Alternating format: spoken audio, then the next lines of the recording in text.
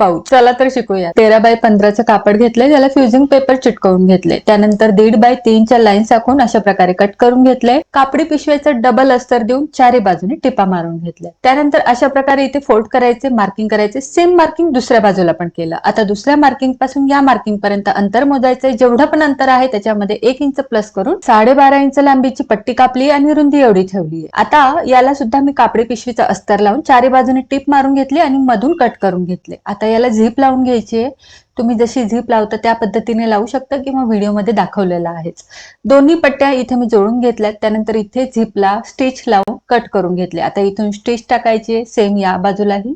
आता बघा दोन्ही सेंटर मार्क इथे जुळवून पिन लावून घेतलीये. या बाजूला सुद्धा सेंटर मार्क जुळवून पिन लावून घेतलीये. आता बस या टोकापासून त्या टोकापर्यंत सरळ टिपा मारून घ्यायच्या. तर बघा एक बाजू मी इथे जोडून दाखवलीये. सेम पद्धतीने राहिलेली दुसरी बाजू सुद्धा जोडून घ्यायची आणि पाऊच आपला तयार आहे. नक्की ट्राय करा, चॅनलला सबस्क्राईब करा आणि सविस्तर व्हिडिओ पाहण्यासाठी कमेंटमध्ये लिंक दिलेली आहे.